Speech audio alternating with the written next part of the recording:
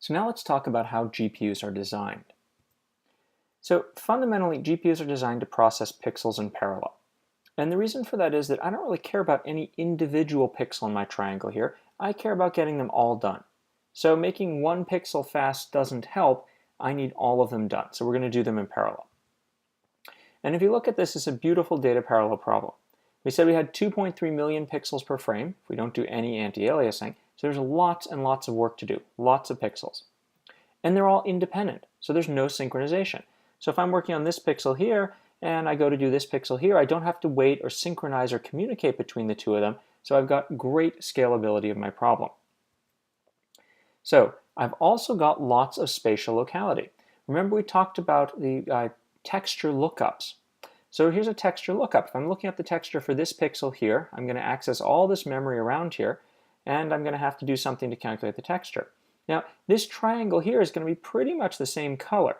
So it's not as if this triangle is going to be bright red over here and bright green over here. It's going to be very similar for this texture. So if I now go in and I calculate the colors for these other pixels around here, chances are really good that they're going to do lookups in the same vicinity here.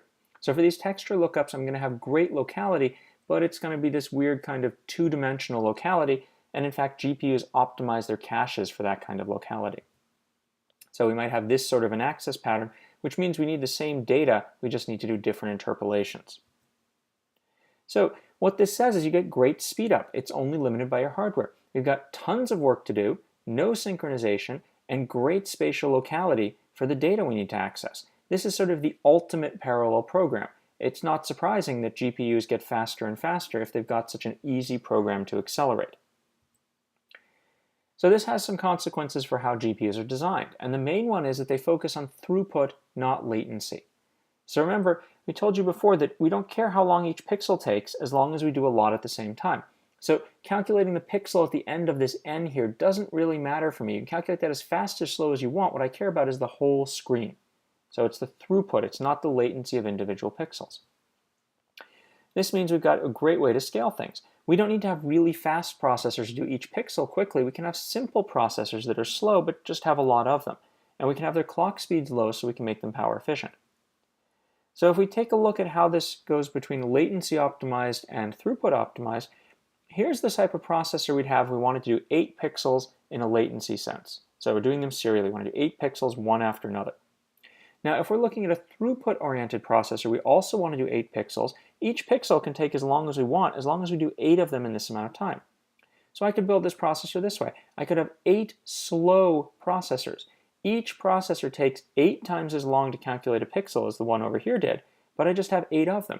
So I calculate all 8 pixels in the same amount of time, but I do each pixel independently much more slowly. Now this has a lot of implications for making things faster.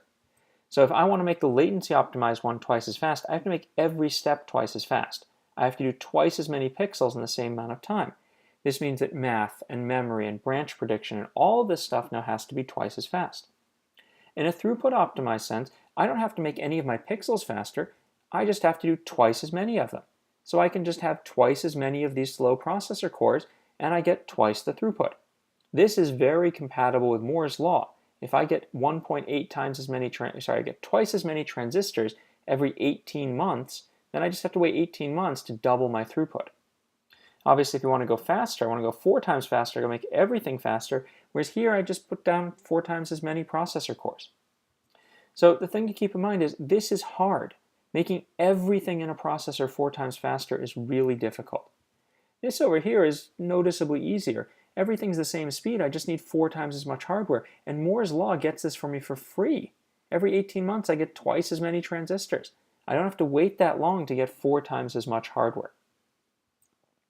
So let's see how this plays out in how these processors are actually built. So when we want to build a CPU, we start out with a regular little pipeline. We want to run at a higher clock frequency, so we make the pipeline longer, and we want to get some parallelism out of our instructions, so we put in all this wonderful out-of-order stuff, reorder buffers and reservation stations. Now I've got a great fast little pipeline, but we discover we spend all our time waiting on memory.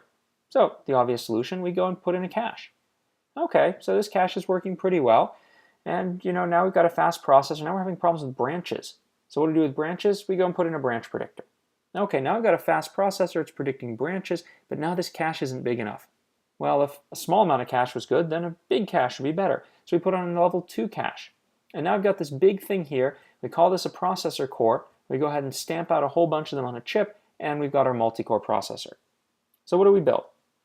Well, we took 4 massive CPU cores of all these features, caches, branch predictors, out of order execution, speculative execution, all this stuff. And what we get is about 2 IPC per core, 8 IPC at 3 gigahertz. So notice we spent a lot of our chip here trying to speed things up and only a little bit of our chip actually doing the work. If we look at GPU, it's a little bit different. So you take your simple processor core here.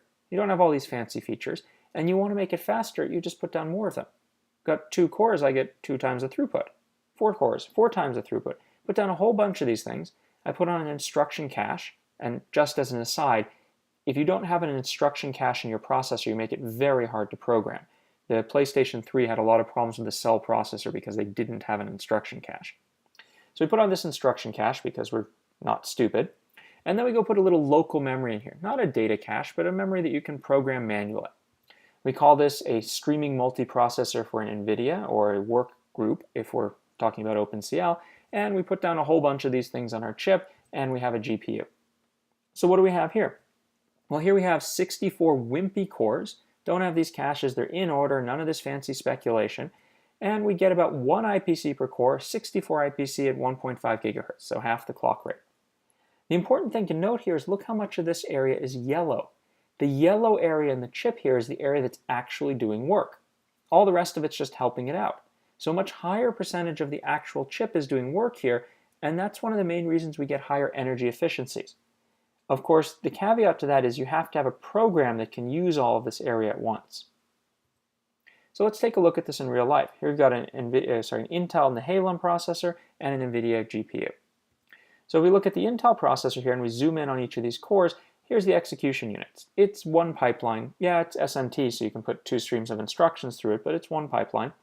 And then here's the L1 and L2 cache and branch prediction. And if we back this out to the chip, you can see these yellow areas. This is the area of the chip that's actually doing useful work. Now let's take a look over here at the GPU. So here's one of these streaming multiprocessors. Streaming multiprocessor, 192 pipelines in it. Most of the area in this thing is being used for doing these pipelines. We've got some area for the instruction cache and the local memory, but most of the area in this chip is now being used to actually do computation. So the throughput optimized one here, we have a whole bunch of slow processor cores, and a latency optimized one, we only have a few very high performance optimized cores. Now, let's take a look at the growth that you get out of GPUs these days. We're going to look from 2006 to 2012 over a bunch of GPU generations. So in 2006, we had the 8800 GTX.